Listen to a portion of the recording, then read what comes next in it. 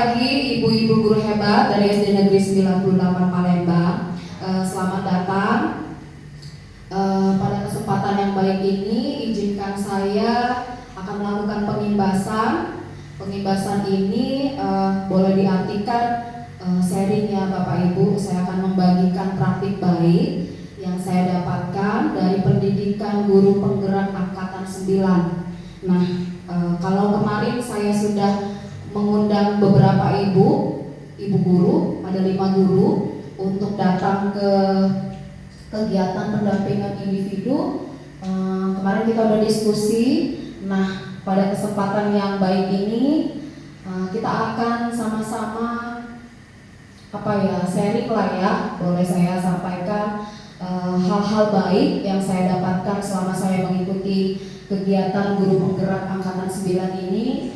Kemudian nanti akan saya bagikan atau saya sharingkan kepada ibu-ibu guru, dan mari kita sama-sama akan berkolaborasi dan juga saling mendukung untuk mewujudkan budaya positif di sekolah yang kita cintai ini, SD Negeri 98 Palembang.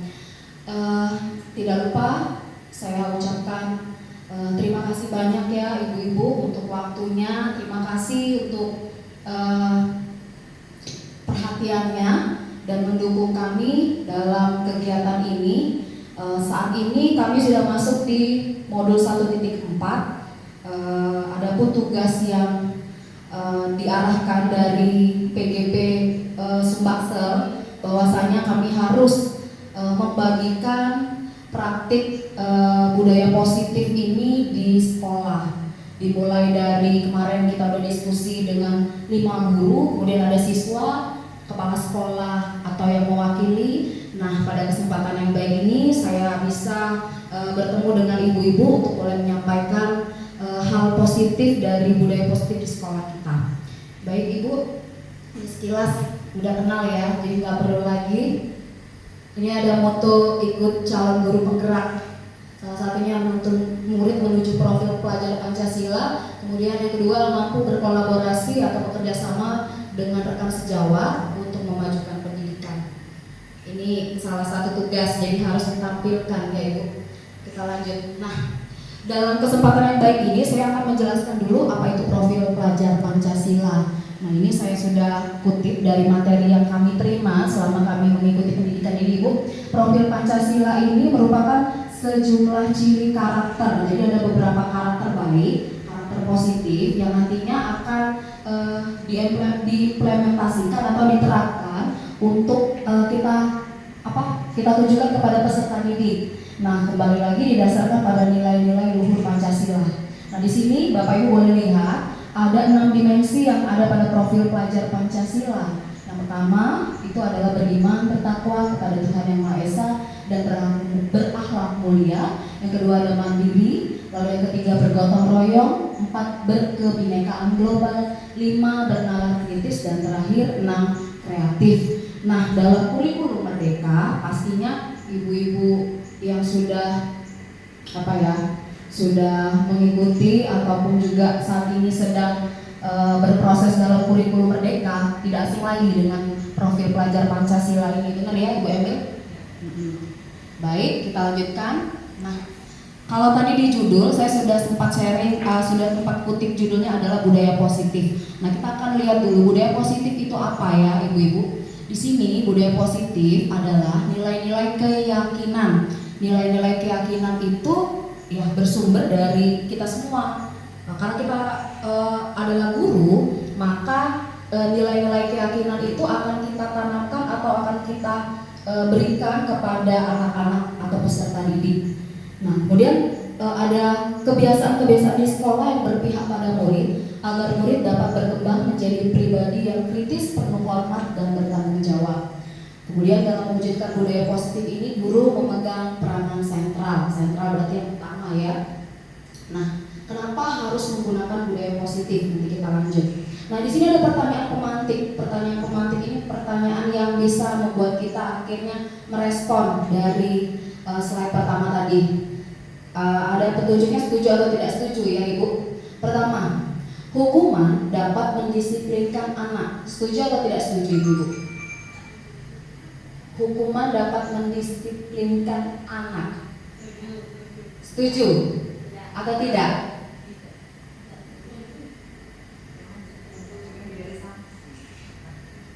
Setuju atau tidak? Pilihannya hanya dua kebetulan ya.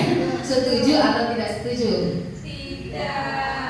Baik, oke. Suara terbanyak tidak setuju untuk poin pertama. Poin kedua, pemberian hukuman dengan hal positif seperti membaca atau membersihkan halaman sekolah dapat meningkatkan disiplin anak.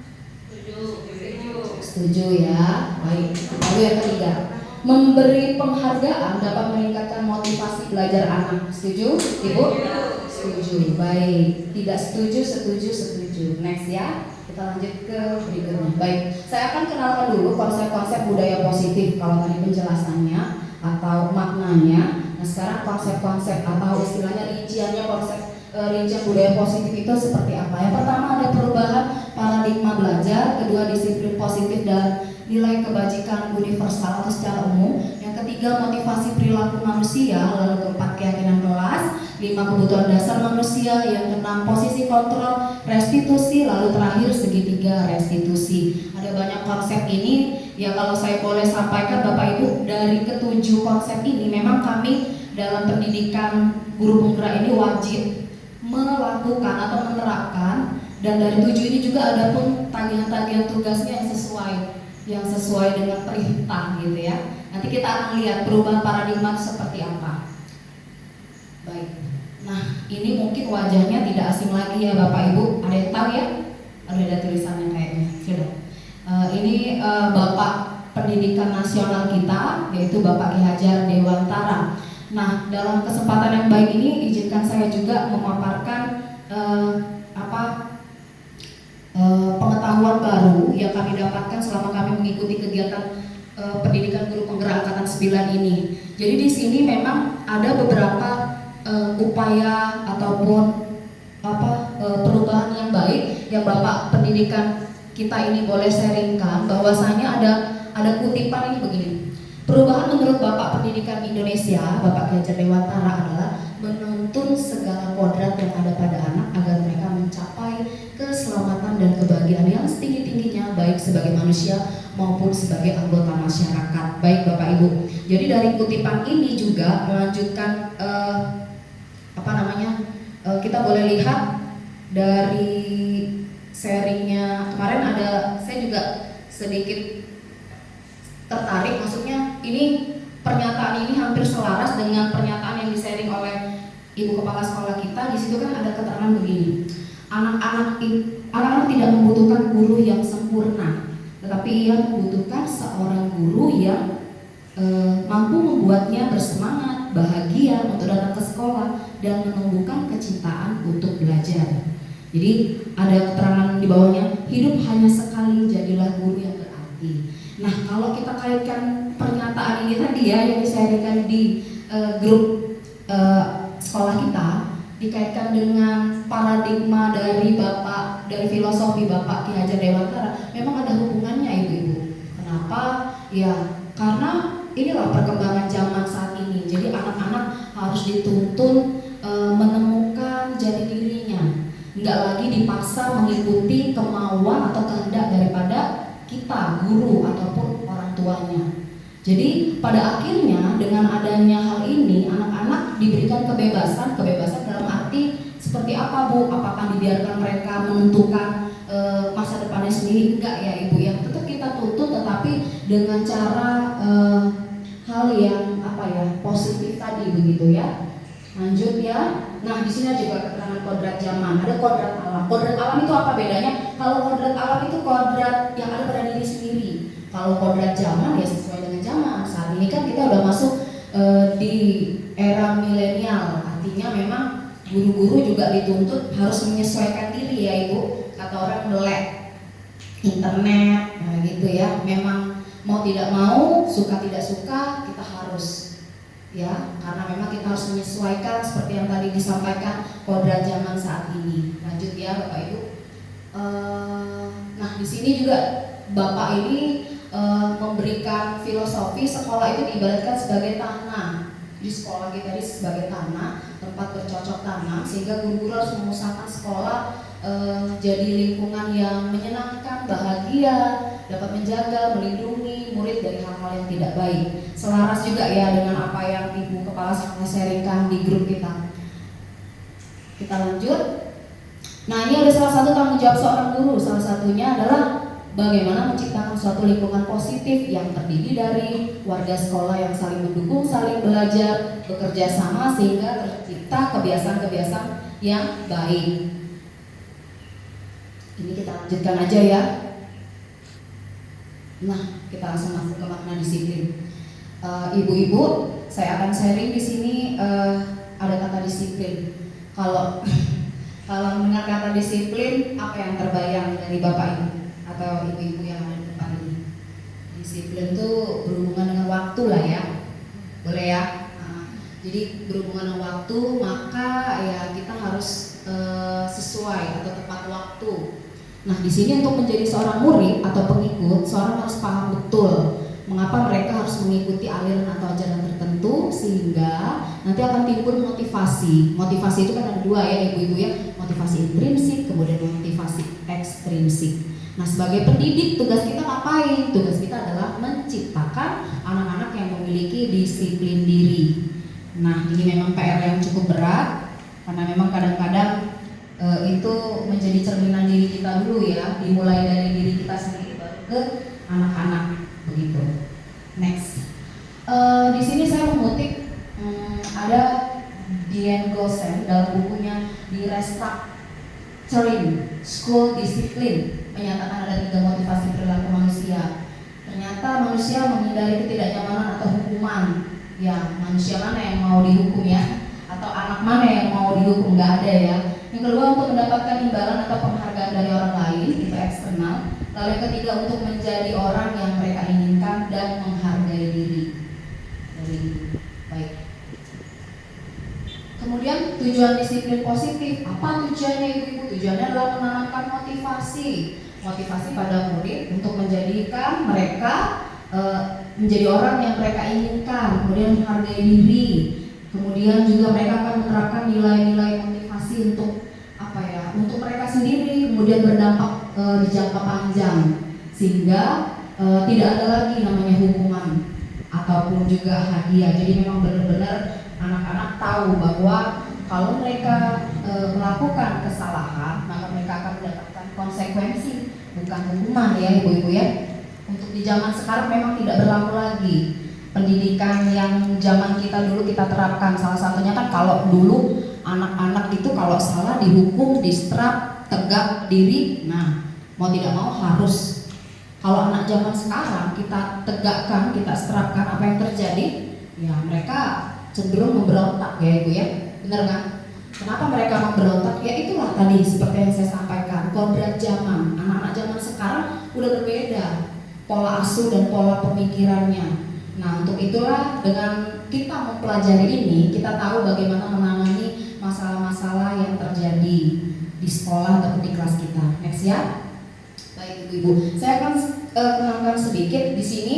Apabila ada suatu pelanggaran peraturan, tentunya akan ada sesuatu yang terjadi. Yang pertama hukuman, kemudian ada konsekuensi, baru restitusi. Kalau hukuman itu ya kita tahu menghukum berarti ada tindakan yang kita memaksakan anak itu untuk melakukan sesuai dengan perintah ya, gitu kan. Kalau konsekuensi itu lebih apa ya? Kayak kita udah melakukan kesepakatan dulu ibu-ibu. Jadi mereka udah tahu kalau mereka melakukan pelanggaran, maka kesepakatannya mereka melanggar kesepakatan. Nah, kalau melanggar kesepakatan berarti ya mereka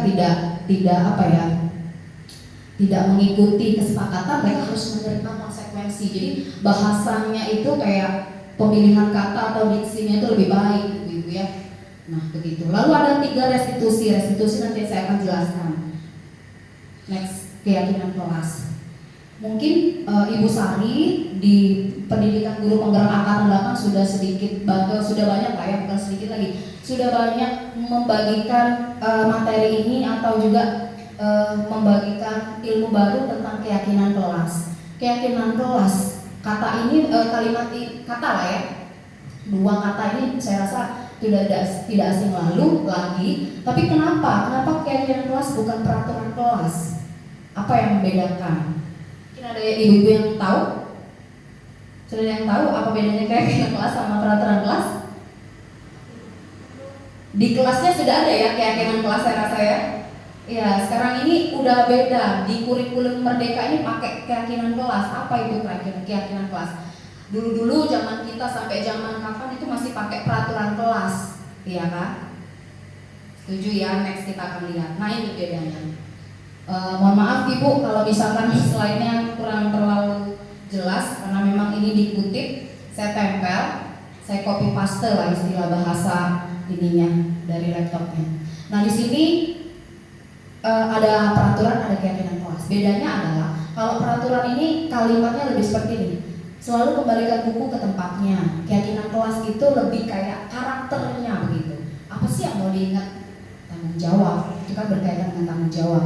Kemudian peraturan kedua, dilarang mengganggu orang lain. Keyakinan kelasnya, kamu harus nilai ataupun budaya positifnya, kamu harus menghormati orang lain begitu. Kemudian ketiga, hadir di sekolah 15 menit sebelum pembelajaran dimulai. Keyakinan kelasnya menghormati orang lain, berkomitmen. Kemudian Bapak, Ibu-ibu boleh lihat sendiri dari aturan ini. Kalau kita boleh artikan atau membedakan begini ya Ibu-ibu. Peraturan ini kalimatnya lebih panjang. Setuju ya? Ya, kalimatnya lebih panjang. Kalau keyakinan kelas itu lebih ke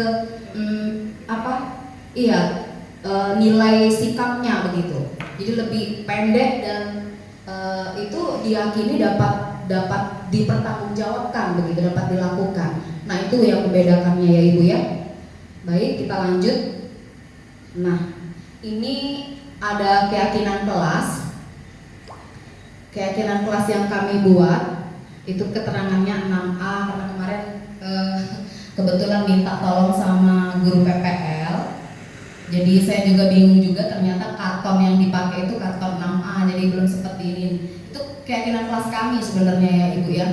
Anak-anak kami ajak untuk membuat keyakinan kelas sehingga mereka tahu bahwa mereka akan mendapatkan konsekuensi apabila mereka tidak menyepakati begitu ya atau melanggar begitu. Nah, di sini bentuknya lebih simpel Ibu. Misal kamu jangan datang terlambat atau kumpulkan tugas tepat waktu. Ada banyak tuh catatan sticky notes yang kita bagi. Kemudian nanti akan dirincikan lagi di apa namanya itu, lebih dipersempit lagi. Jadi karakter apa sih dari keyakinan kelas yang kira-kira satu tujuan? Nah, misalkan disiplin gitu, boleh disiplin. Nah, begitu ya Ibu-ibu ya. Next, berikutnya adalah disiplin positif yang diterapkan untuk membangun budaya positif di sekolah. Di sini keyakinan kelas bersifat lebih abstrak daripada peraturan, lebih rinci dan lebih konkret intinya.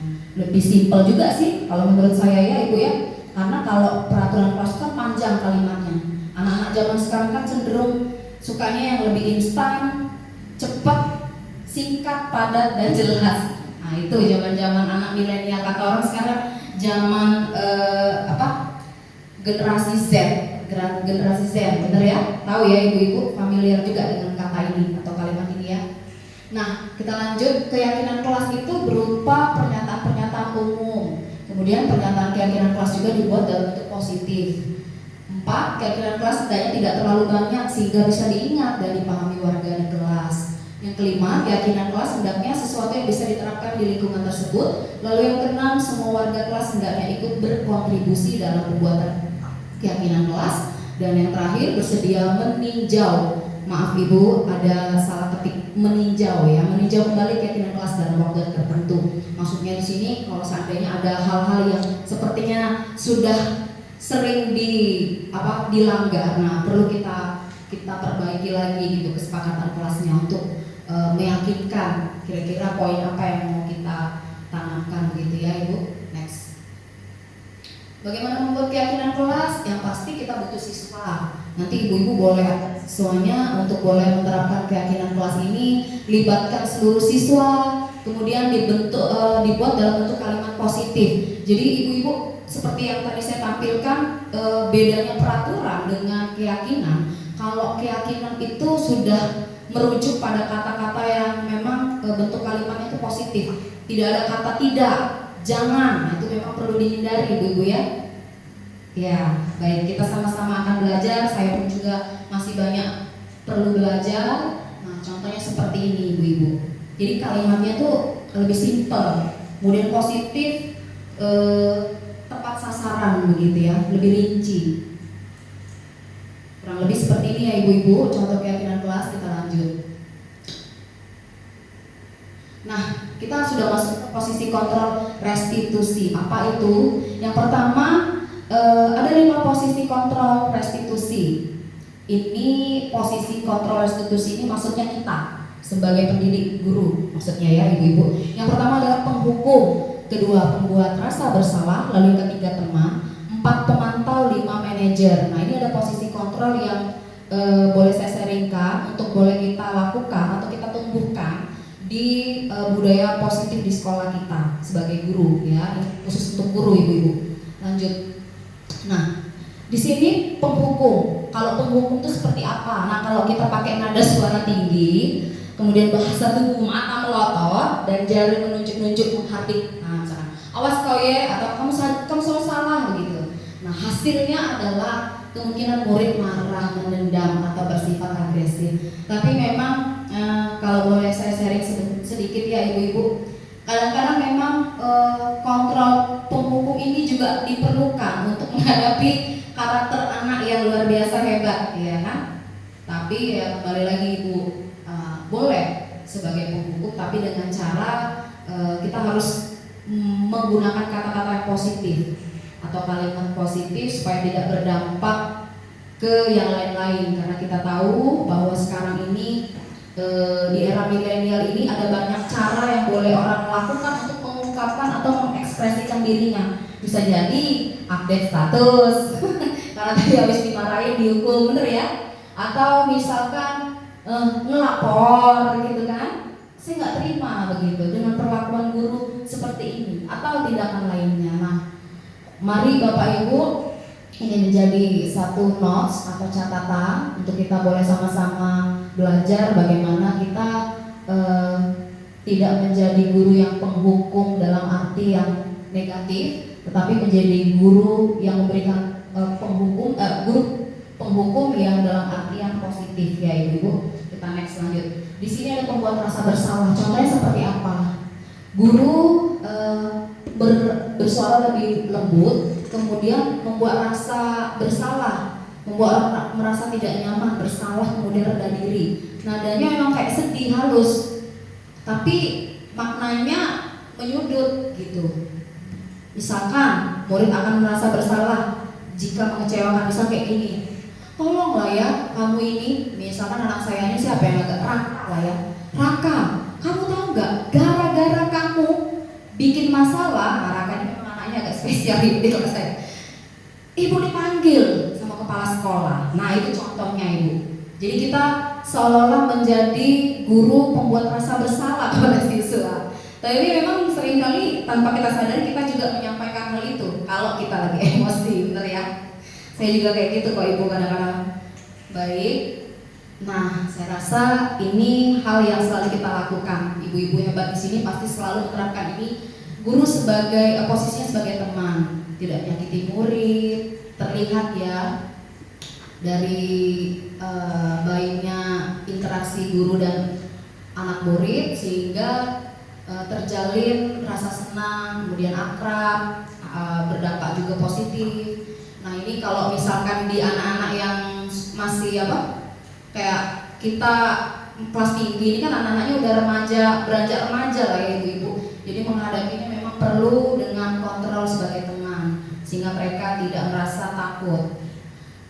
Pemantau, nah berikutnya, pemantau ini posisinya seperti apa? Pemantau ya, kalau kita artikan mantau berarti ngawas ya, mengawasi.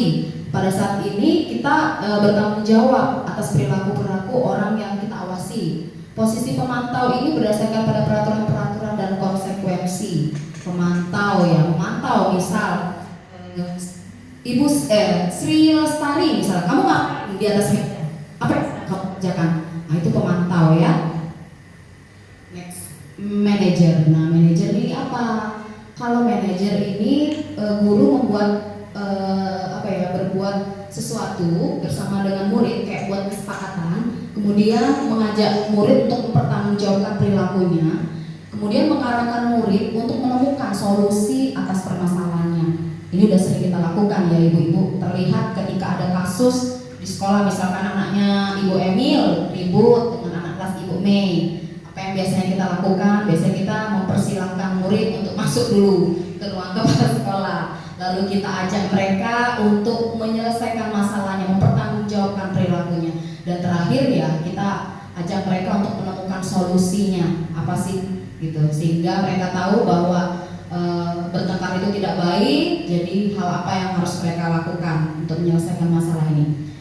Nah, sekarang pertanyaannya, mari ibu-ibu, kira-kira dari posisi kontrol tadi, ada di posisi manakah diri kita saat ini sebagai seorang peserta didik?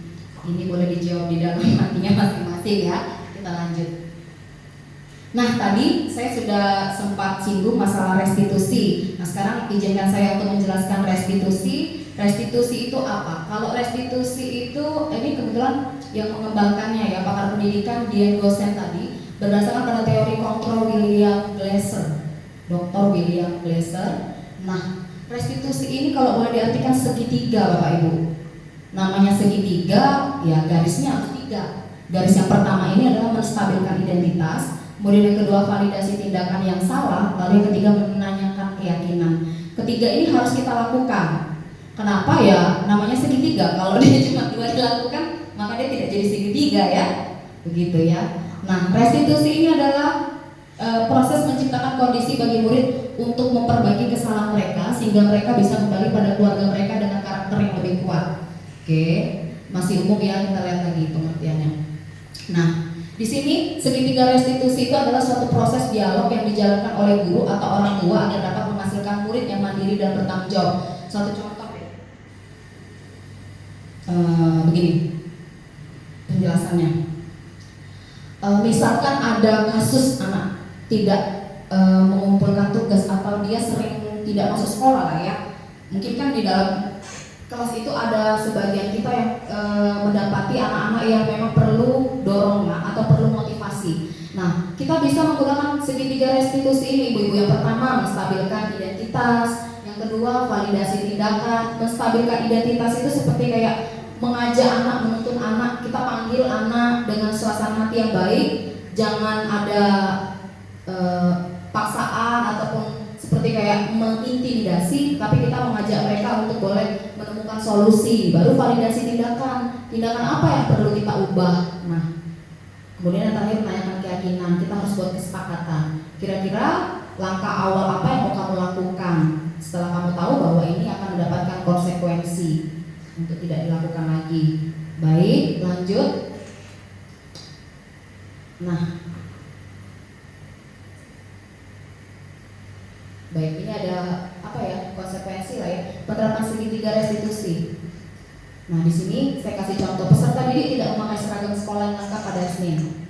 Nah, kemudian kalau kita cari ininya, apa namanya Bu? 2, validasi tindakan yang salahnya, ya kita ajak, kita temukan dulu solusinya. Masalahnya kenapa begitu? Kenapa kamu nggak pakai seragam lengkap? Misal Ibu, aku tuh nggak tahu Bu, kadang-kadang kececer, atau Ibu dasi aku tidak tahu lagi di mana, atau Ibu tidak pakai duit emak aku belinya, nah, begitu kan. Akhirnya kita memberikan keyakinan. Keyakinannya dalam artian begini, ya kalau masalah-masalah yang mendasar memang dari diri anak kayak tadi intrinsik, perlu kita apa ya, perlu kita diskusikan begitu, bahwa ada aturan ataupun juga ketetapan di sekolah setiap Senin itu wajib. Nah, namanya wajib berarti harus gitu kan, harus dilakukan. Nah, untuk itu mereka harus kita ajak menanyakan lagi keyakinannya. Kalau melanggar itu berarti kamu tidak disiplin begitu. Nah, kalau tidak disiplin seperti apa? Memang sih Ibu dalam prakteknya susah ya. Kalau sekedar teori memang mudah, praktek memang susah. Ya, itu semua menjadi tantangan untuk kita, Bapak Ibu, ibu-ibu guru. Saya percaya tugas mulia menjadi seorang guru yang katanya adalah kan gini, kalau pengen kaya, kalau pengen banyak duit, jangan galak jadi guru, gitu kan. Yang memang iya. Tapi kalau kamu pengen memiliki amal yang banyak, nah jadilah guru gitu. Jadi artinya tugas mulia ini saya percaya mungkin nggak bisa diukur dengan uang lah ya, nggak bisa diukur dengan seberapa banyak materi, tetapi kita boleh melihat hal baik yang kita berikan. Mungkin anak-anak tidak menyadarinya ataupun juga teman-teman atau rekan-rekan guru, tapi kita percaya bahwa apa yang kita lakukan, amal kita akan diperhitungkan, begitu ya. Baik ibu-ibu, mungkin ini saja sharing saya yang dapat saya sampaikan atau membagikan. Saya sangat senang sekali, bersyukur sekali, dan berterima kasih untuk ibu-ibu yang baik yang sudah meluangkan waktunya dan mendukung saya dalam kegiatan ini. Dan harapan saya ibu-ibu nanti akan ada guru penggerak di angkatan selanjutnya, karena angkatan 11 sudah buka. Mari ibu-ibu silahkan ikut daftarkan diri. Kalaupun memang dibilangnya aduh tugasnya banyak nih yang susah, itulah tantangan. Sebenarnya tidak susah, mudah. Tinggal kita bagaimana mengatur waktu. Kalau waktunya katanya banyak yang tugasnya sih, sebenarnya enggak juga sih Bu. Tugas-tugasnya itu aja. Kalau kita udah biasa, ya itu tadi sudah makanan sehari-hari pasti mudah gitu ya. Nah itu saja, saya berharap mari kita boleh bergerak dan menggerakkan. Kita boleh menjadi guru-guru yang berinovasi ibu-ibu, karena dengan demikian nantinya kita akan menjadi guru-guru yang sukses. Harapan anak-anak bangsa boleh tercapai. Mungkin itu saja. Kalau ada sebelum saya mengakhiri kegiatan pembebasan saya ini, kalau ada ibu-ibu yang mau bertanya, saya persilakan. Ada yang mau nanya tidak? Atau mau kasih penguatan, boleh deh.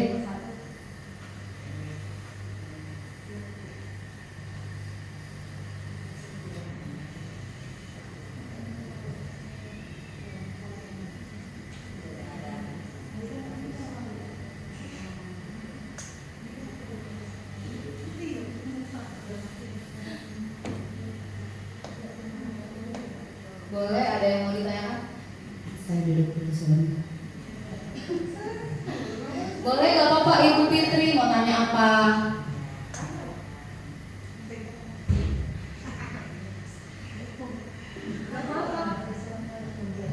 Gak apa-apa deh, karena belajar Pak.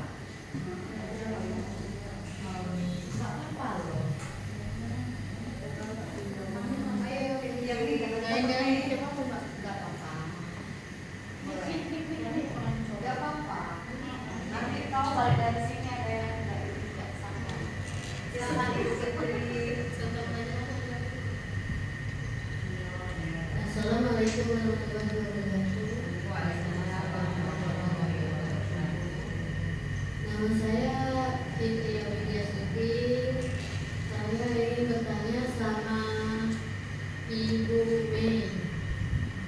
Ibu, bagaimana cara kita sebagai guru untuk menghadapi kesulitan anak dalam belajar? Kesulitan anak, contohnya seperti yang belajar apa hasilnya? Lebih spesifik bisa nggak?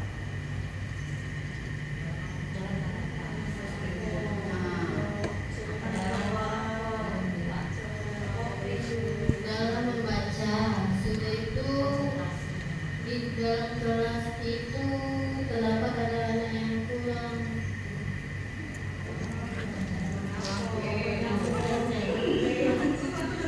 Nggak apa-apa itu, kurang motivasi belajar ya, kurang nyambung, kurang nangkep. Oh kurang nangkep, fokus main. Iya ya, baik itu saja ya. Terima kasih. Bapak Ibu Fitri, pertanyaannya luar biasa. Terima kasih ya, akhirnya ada yang bertanya. Oke, pertanyaan yang baik. Ibu, kalau saya boleh menjawab, setiap kita guru pastinya akan menemukan hal-hal demikian. Nggak bisa dipungkiri ya. Setiap siswa dalam satu kelas kita akan diperhadapkan beragam karakter siswa, beragam juga kemampuan dan bakat anak. Setuju ya anak ini? Kenapa bisa begitu? Ya itulah, dari keberagaman itu bagaimana kita menemukan bahwasanya nantinya anak-anak ini akan mencapai tujuannya. Tugas kita seperti yang dijelaskan tadi dari filosofi Bapak Ki Hajar Dewantara, menuntun. Jadi begini Bu, pada prosesnya, kalau saya sih sebagai guru, kita udah berjuang, gitu ya. Kalaupun anaknya memang sulit menangkap, ya kembali lagi, setiap anak tadi punya kemampuan yang berbeda. Artinya mungkin dalam hal belajar, ya kadang-kadang itulah, mungkin dalam belajar dia sedikit agak perlu proses yang lama begitu, proses waktu yang panjang untuk diulang sampai dapat, sampai dia paham. Tapi ada juga anak yang ya itulah, dia punya bakat, talentanya mungkin di situ, kemampuan. Sekali kita jelaskan langsung dapat. Nah, itulah tantangan yang harus kita hadapi. Kesulitannya bagaimana mencari solusinya. Kembali lagi, peran guru tadi, kita harus perlu banyak apa ya, gimana menemukan solusi untuk memberikan pengajaran yang bisa diterapkan ke anak-anak. Karena begini Ibu, kalau kita pakai satu pemahaman, misalnya kayak konsep matematika, mungkin 6 dibagi 2, kalau anak-anak yang pinter langsung dijawab 3 Bu. Tapi bagaimana 6 dibagi 2 ini kita kasih ke pertanyaan untuk anak-anak yang susah, bener ya Ibu ya?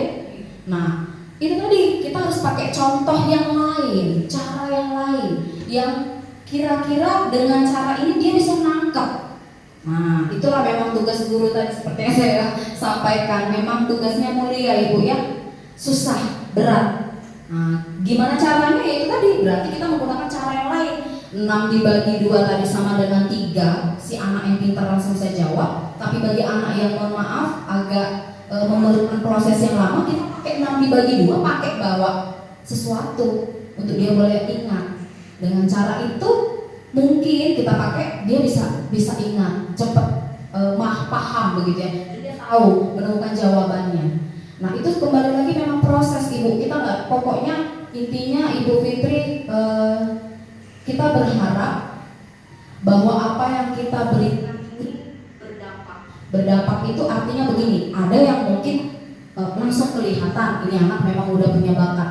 Ada yang nanti mungkin kita tanpa sadari 10 tahun yang akan datang, 20 tahun yang datang, anak-anak yang mohon maaf itu tadi perlu proses yang lama untuk memahami pelajaran, akhirnya mereka bisa sukses. Nah, jadi itulah proses setiap anak itu tentunya beda-beda. Tinggal memang kita harus menanamkan hal positif bahwasanya kita sudah memberikan yang terbaik.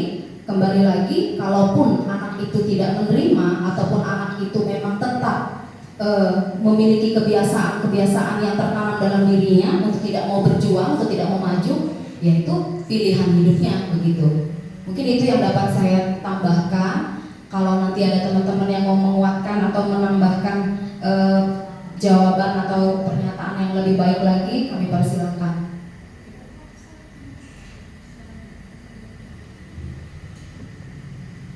Ada pertanyaan lagi Ibu? Cukup? Cukup, baik. Terima kasih ya Ibu-Ibu. Sekali lagi saya ucapkan terima kasih, banyak sekali terima kasih Ibu-Ibu. Kiranya apa yang saya sampaikan ini dapat menjadi budaya positif di sekolah kita. Dan apabila ada hal-hal yang kurang berkenan, baik juga mungkin penyambutannya, saya mohon maaf yang sebesar-besarnya ya Ibu-Ibu.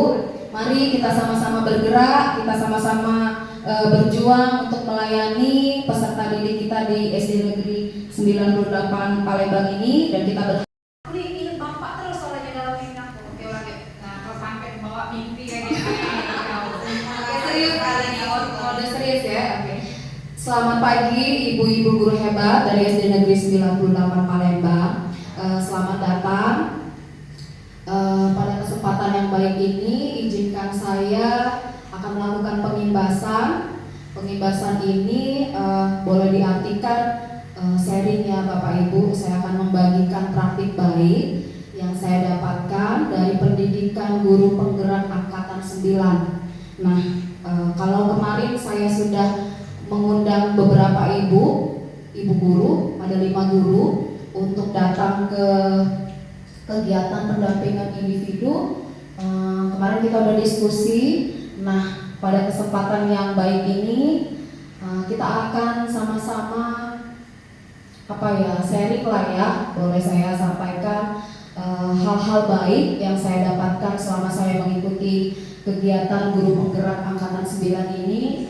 Kemudian nanti akan saya bagikan atau saya sharingkan kepada ibu-ibu guru, dan mari kita sama-sama akan berkolaborasi dan juga saling mendukung untuk mewujudkan budaya positif di sekolah yang kita cintai ini, SD Negeri 98 Palembang. Tidak lupa saya ucapkan terima kasih banyak ya ibu-ibu untuk waktunya, terima kasih untuk perhatiannya dan mendukung kami dalam kegiatan ini. Saat ini kami sudah masuk di modul 1.4. Adapun tugas yang diarahkan dari PGP Sumbaksel, bahwasanya kami harus membagikan praktik budaya positif ini di sekolah. Dimulai dari kemarin kita udah diskusi dengan 5 guru, kemudian ada siswa, kepala sekolah atau yang mewakili. Nah, pada kesempatan yang baik ini saya bisa bertemu dengan ibu-ibu untuk boleh menyampaikan hal positif dari budaya positif di sekolah kita. Baik Ibu, sekilas udah kenal ya, jadi nggak perlu lagi. Ini ada moto ikut calon guru penggerak. Salah satunya menuntun murid menuju profil pelajar Pancasila. Kemudian yang kedua, mampu berkolaborasi atau bekerja sama dengan rekan sejawat untuk memajukan pendidikan. Ini salah satu tugas, jadi harus ditampilkan ya Ibu. Kita lanjut. Nah, dalam kesempatan yang baik ini saya akan menjelaskan dulu apa itu profil pelajar Pancasila. Nah, ini saya sudah kutip dari materi yang kami terima selama kami mengikuti pendidikan ini Ibu. Profil Pancasila ini merupakan sejumlah ciri karakter. Jadi ada beberapa karakter baik, karakter positif yang nantinya akan diimplementasikan atau diterapkan untuk kita tujukan kepada peserta didik. Nah, kembali lagi didasarkan pada nilai-nilai luhur Pancasila. Nah, di sini Bapak Ibu boleh lihat ada 6 dimensi yang ada pada profil pelajar Pancasila. Yang pertama itu adalah beriman, bertakwa kepada Tuhan Yang Maha Esa dan berakhlak mulia. Yang kedua ada mandiri, lalu yang ketiga bergotong royong, 4 berkebinekaan global, 5 bernalar kritis, dan terakhir 6 kreatif. Nah, dalam kurikulum Merdeka pastinya ibu-ibu yang sudah mengikuti ataupun juga saat ini sedang berproses dalam kurikulum Merdeka tidak asing lagi dengan profil pelajar Pancasila ini. Benar ya Ibu Emil? Baik, kita lanjutkan. Nah, kalau tadi di judul saya sudah sempat sharing, sudah sempat kutip judulnya adalah budaya positif. Nah, kita akan lihat dulu budaya positif itu apa ya ibu-ibu. Di sini budaya positif adalah nilai-nilai keyakinan. Nilai-nilai keyakinan itu ya bersumber dari kita semua. Nah, karena kita adalah guru, maka nilai-nilai keyakinan itu akan kita tanamkan atau akan kita berikan kepada anak-anak atau peserta didik. Nah, kemudian ada kebiasaan-kebiasaan di sekolah yang berpihak pada murid agar murid dapat berkembang menjadi pribadi yang kritis, penuh hormat dan bertanggung jawab. Kemudian dalam mewujudkan budaya positif ini, guru memegang peranan sentral. Sentral berarti yang utama ya. Nah, kenapa harus menggunakan budaya positif? Nanti kita lanjut. Nah, di sini ada pertanyaan pemantik. Pertanyaan pemantik ini pertanyaan yang bisa membuat kita akhirnya merespon dari slide pertama tadi. Ada petunjuknya setuju atau tidak setuju ya Ibu. Pertama, hukuman dapat mendisiplinkan anak. Setuju atau tidak setuju Ibu? Hukuman dapat mendisiplinkan anak. Setuju atau tidak?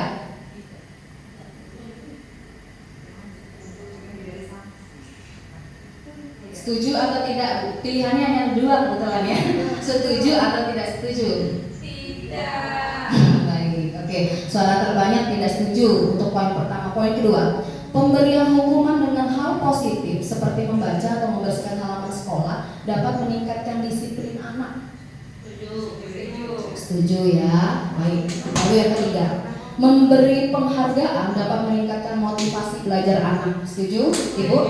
Setuju. Baik. Tidak setuju, setuju, setuju. Next ya. Kita lanjut ke berikutnya. Baik. Saya akan kenalkan dulu konsep-konsep budaya positif. Kalau tadi penjelasannya atau maknanya. Nah, sekarang konsep-konsep atau istilahnya rinciannya rincian budaya positif itu seperti apa? Yang pertama ada perubahan paradigma belajar, kedua disiplin positif dan nilai kebajikan universal atau secara umum, yang ketiga motivasi perilaku manusia, lalu keempat keyakinan kelas, lima kebutuhan dasar manusia, yang keenam posisi kontrol, restitusi, lalu terakhir segitiga restitusi. Ada banyak konsep ini. Ya kalau saya boleh sampaikan Bapak Ibu, dari ketujuh konsep ini memang kami dalam pendidikan guru penggerak ini wajib melakukan atau menerapkan, dan dari tujuh ini juga ada pun tagihan-tagihan tugasnya yang sesuai dengan perintah gitu ya.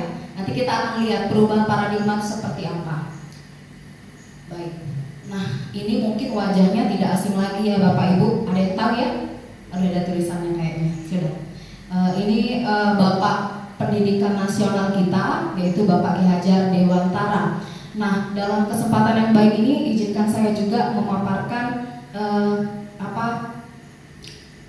pengetahuan baru yang kami dapatkan selama kami mengikuti kegiatan pendidikan guru penggerak angkatan 9 ini. Jadi di sini memang ada beberapa upaya ataupun perubahan yang baik yang Bapak Pendidikan kita ini boleh sharingkan, bahwasanya ada kutipan ini begini. Perubahan menurut Bapak Pendidikan Indonesia, Bapak Ki Hajar Dewantara, adalah menuntun segala kodrat yang ada pada anak agar mereka mencapai keselamatan dan kebahagiaan yang setinggi-tingginya, baik sebagai manusia maupun sebagai anggota masyarakat. Baik Bapak Ibu. Jadi dari kutipan ini juga melanjutkan kita boleh lihat dari sharingnya kemarin saya juga sedikit tertarik, maksudnya ini pernyataan ini hampir selaras dengan pernyataan yang di-sharing oleh Ibu Kepala Sekolah kita. Di situ kan ada keterangan begini, anak-anak tidak membutuhkan guru yang sempurna, tetapi ia membutuhkan seorang guru yang mampu membuatnya bersemangat, bahagia untuk datang ke sekolah dan menumbuhkan kecintaan untuk belajar. Jadi ada keterangan di bawahnya, hidup hanya sekali, jadilah guru yang berarti. Nah kalau kita kaitkan pernyataan ini tadi ya yang disampaikan di grup sekolah kita, dikaitkan dengan paradigma dari filosofi Bapak Ki Hajar Dewantara, memang ada hubungannya ibu-ibu. Kenapa? Ya karena inilah perkembangan zaman saat ini. Jadi anak-anak harus dituntun menemukan jati dirinya, nggak lagi dipaksa mengikuti kemauan atau kehendak daripada kita, guru ataupun orang tuanya. Jadi pada akhirnya dengan adanya hal ini, anak-anak diberikan kebebasan dalam arti seperti apa Bu? Apakah dibiarkan mereka menentukan masa depannya sendiri? Enggak ya Ibu ya, tetap kita tuntut, tetapi dengan cara hal yang positif tadi begitu ya. Lanjut ya. Nah di sini juga keterangan kodrat zaman. Ada kodrat alam. Kodrat alam itu apa bedanya? Kalau kodrat alam itu kodrat yang ada pada diri sendiri. Kalau kodrat zaman ya sesuai dengan zaman. Saat ini kan kita udah masuk di era milenial. Artinya memang guru-guru juga dituntut harus menyesuaikan diri ya Ibu. Kata orang melek internet, nah gitu ya. Memang mau tidak mau, suka tidak suka, kita harus ya, karena memang kita harus menyesuaikan seperti yang tadi disampaikan kodrat zaman saat ini. Lanjut ya Bapak Ibu.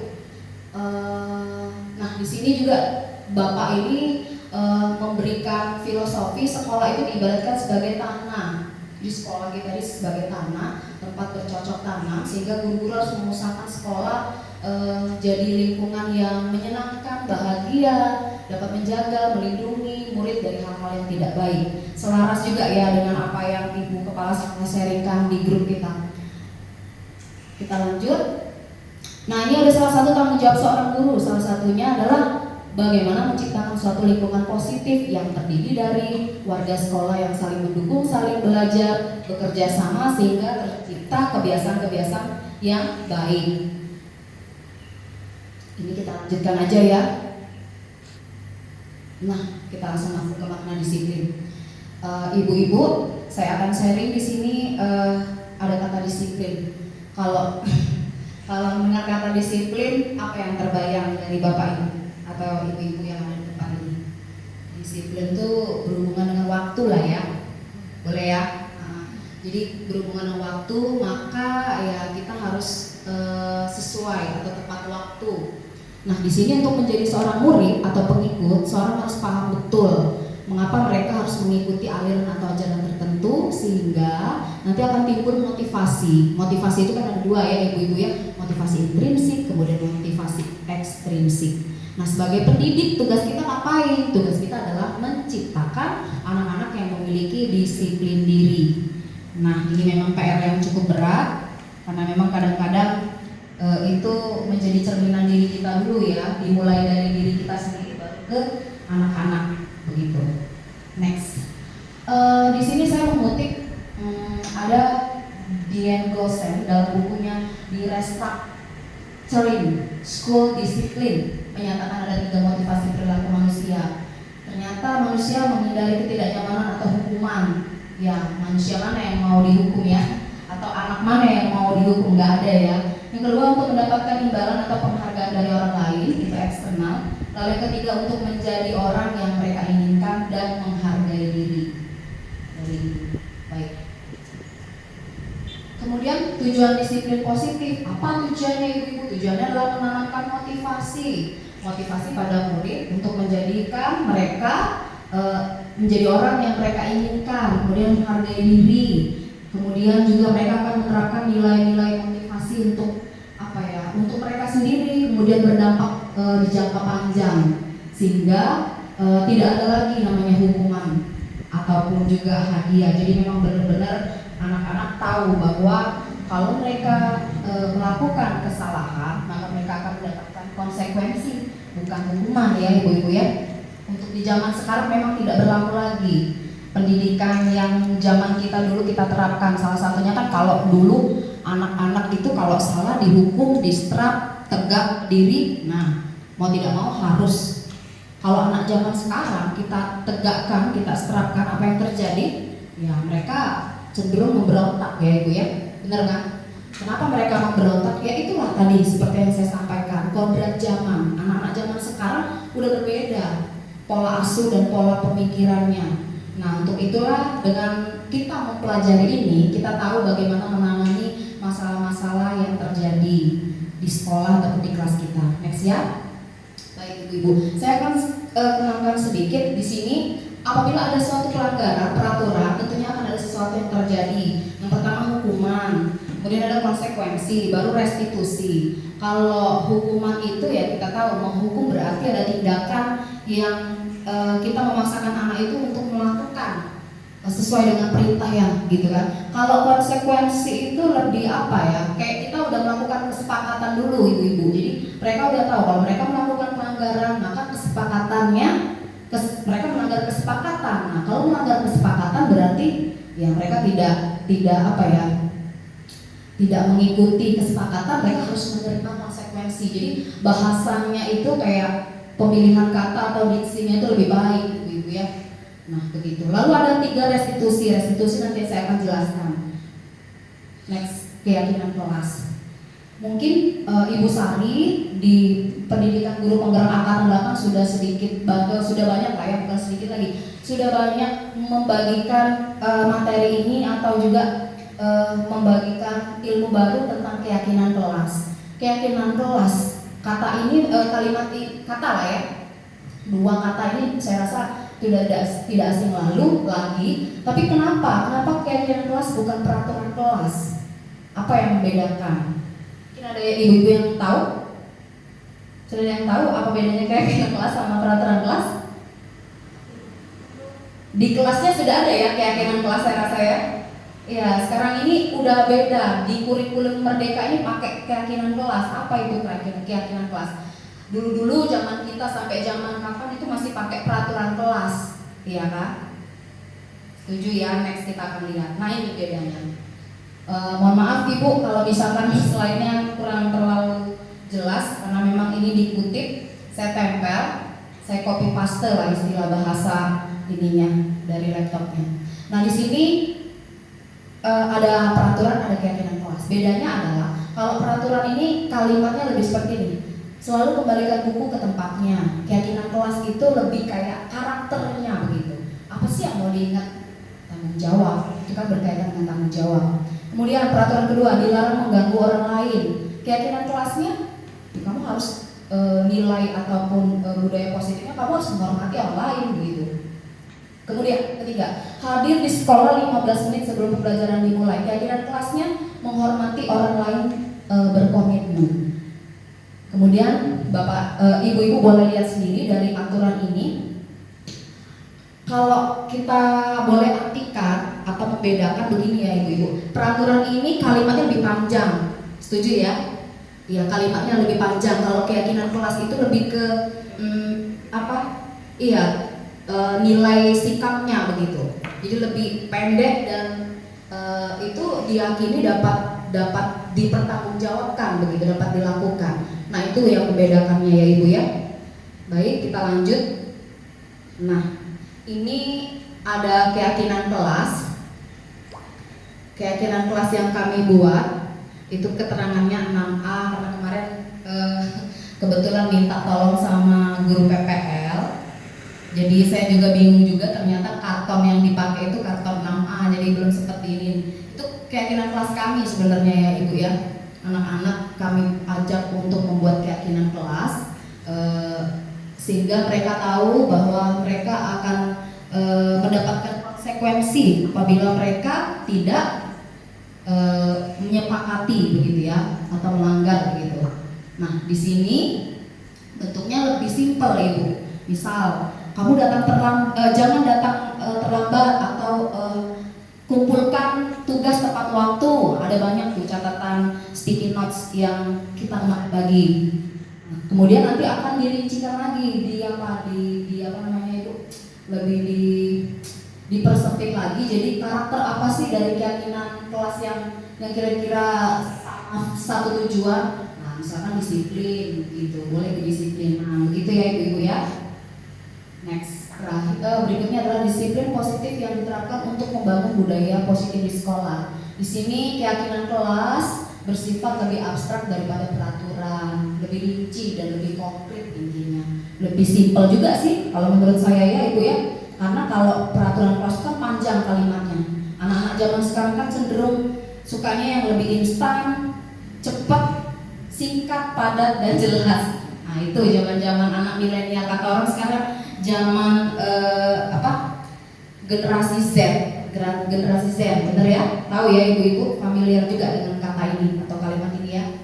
Nah, kita lanjut. Keyakinan kelas itu berupa pernyataan-pernyataan umum. Kemudian pernyataan keyakinan kelas juga dibuat dalam bentuk positif. 4. Keyakinan kelas hendaknya tidak terlalu banyak sehingga bisa diingat dan dipahami warga di kelas.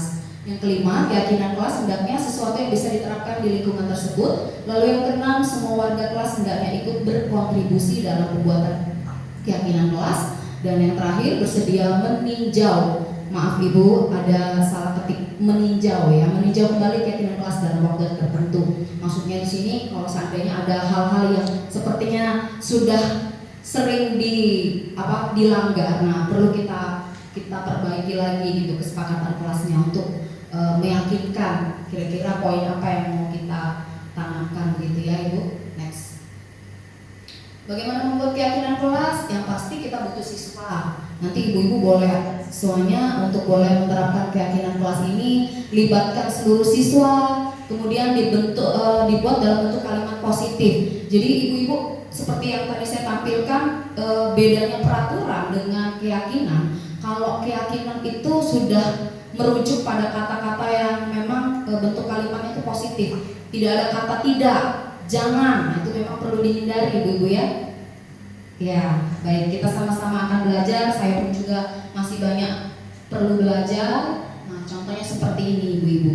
Jadi kalimatnya tuh lebih simpel, kemudian positif, tepat sasaran begitu ya, lebih rinci. Kurang lebih seperti ini ya ibu-ibu, contoh keyakinan kelas. Kita lanjut. Nah, kita sudah masuk ke posisi kontrol restitusi. Apa itu? Yang pertama, ada 5 posisi kontrol restitusi.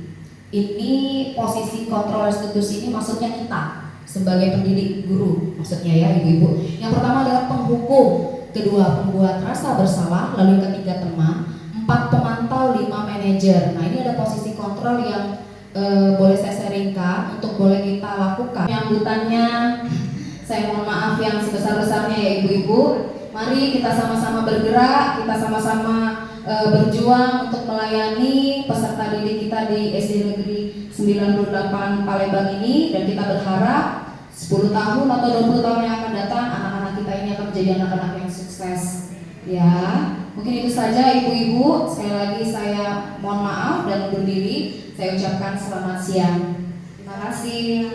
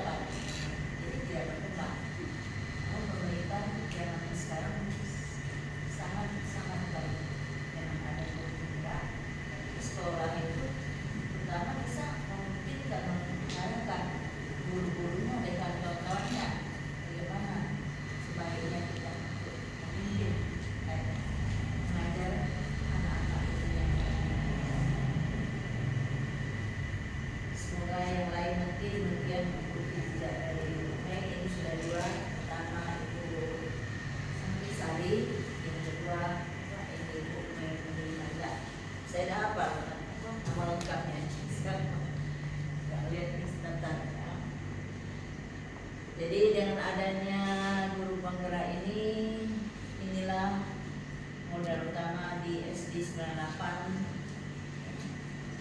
untuk sebagai contoh-contoh memberikan kepada kami. Mungkin dari di luar inilah yang akan kami berikan. Tapi plus juga untuk Bu Mei, kalau ada IQ kuat, itu yang saya puji dan berikan advice dulu kepada Ibu. Saya rasa itu saja Pak yang bisa saya sampaikan. Selamat berjuang, semoga jadi guru yang amanah. Assalamualaikum warahmatullahi wabarakatuh.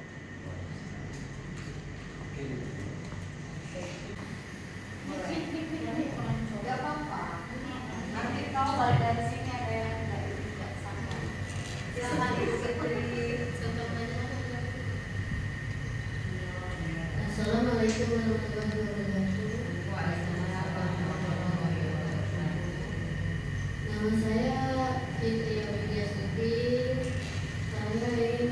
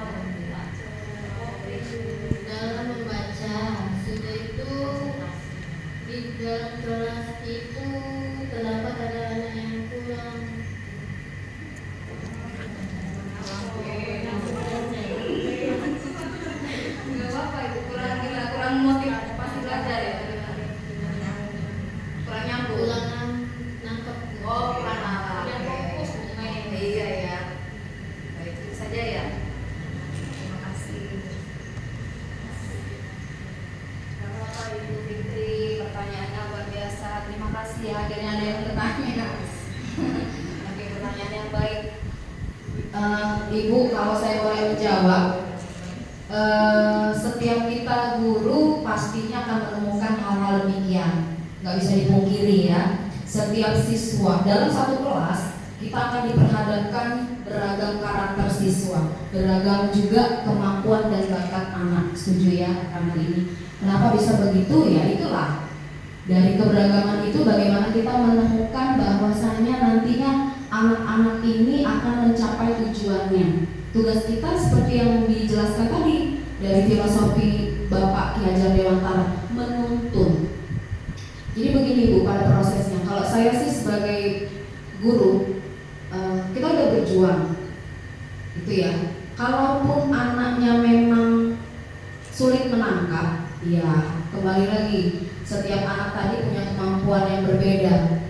Artinya mungkin dalam hal belajar, ya kadang-kadang itulah, mungkin dalam belajar dia sedikit agak perlu proses yang lama begitu, proses waktu yang panjang untuk diulang sampai dapat, sampai dia paham. Tapi ada juga anak yang ya itulah, dia punya bakat, talentanya mungkin di situ, kemampuan. Sekali kita jelaskan langsung dapat.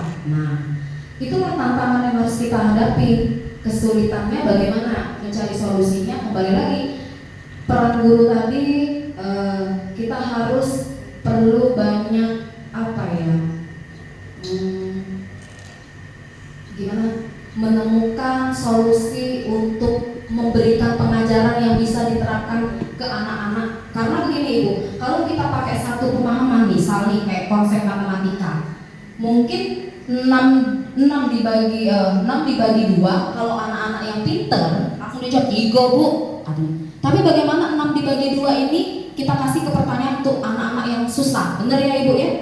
Nah, itu tadi kita harus pakai contoh yang lain, cara yang lain, yang kira-kira dengan cara ini dia bisa nangkep. Nah, itulah memang tugas guru tadi seperti yang saya sampaikan. Memang tugasnya mulia Ibu ya, susah, berat. Nah, gimana caranya? Ya itu tadi, berarti kita menggunakan cara yang lain.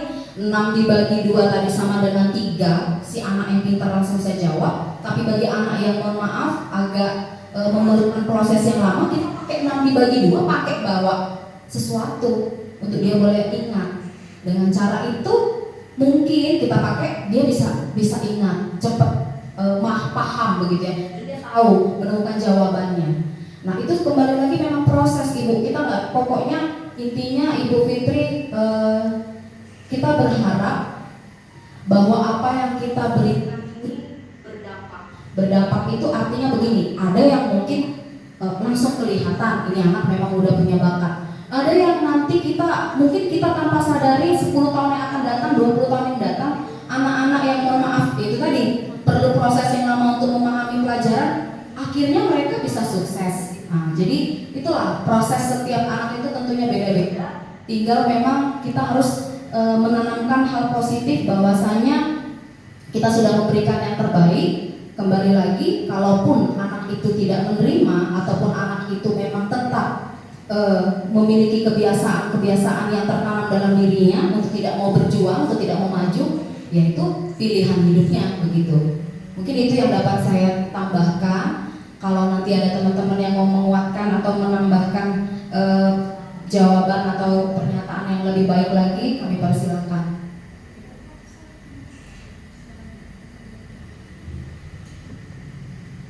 Ada pertanyaan lagi Ibu? Cukup?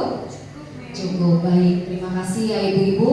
Sekali lagi saya ucapkan terima kasih, banyak sekali terima kasih Ibu-Ibu. Kiranya apa yang saya sampaikan ini dapat menjadi budaya positif di sekolah kita. Dan apabila ada hal-hal yang kurang berkenan, baik juga mungkin penyambutannya, saya mohon maaf yang sebesar-besarnya ya Ibu-Ibu. Mari kita sama-sama bergerak, kita sama-sama berjuang untuk melayani peserta didik kita di SD Negeri 98 Palembang ini. Dan kita berharap 10 tahun atau 20 tahun yang akan datang, anak-anak kita ini akan menjadi anak-anak yang sukses. Ya, mungkin itu saja Ibu-Ibu. Sekali lagi saya mohon maaf dan undur diri. Saya ucapkan selamat siang. Terima kasih.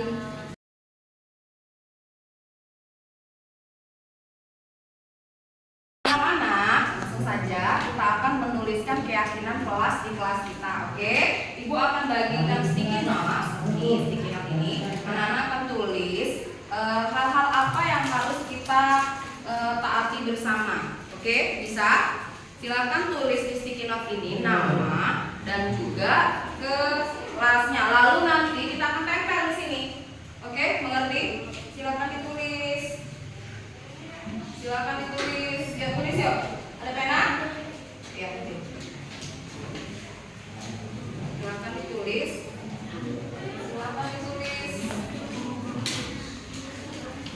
Yuk, tulis yuk. Hal-hal apa yang mau kamu yuk. Oke. Iya, satu aja. Kesepakatan apa yang mau kita buat? Tulis nama. Boleh, ada penanya nggak? Kalau tidak ada, nih pakai pena itu. Oke.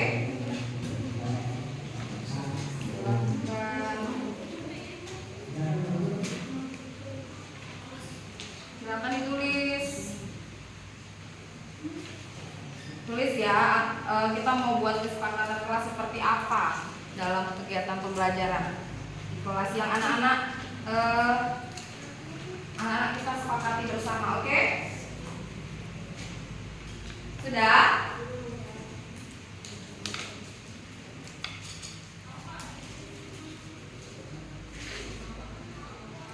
Kalau sudah, silakan tempel di papan tulis.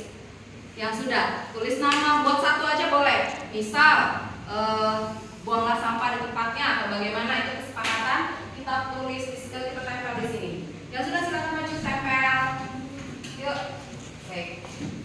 Oke, silakan maju tempel. Silakan maju lagi yang sudah selesai tempel. Yang sudah selesai silakan duduk.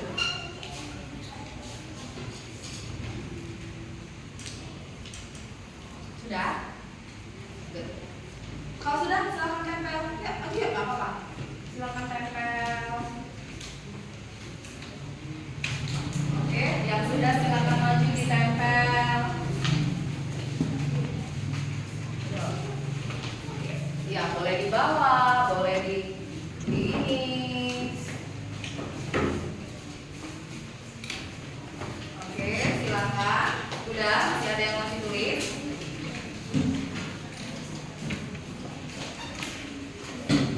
Sudah, yuk. Masih ada yang mau nulis? Oke, silakan ditempel.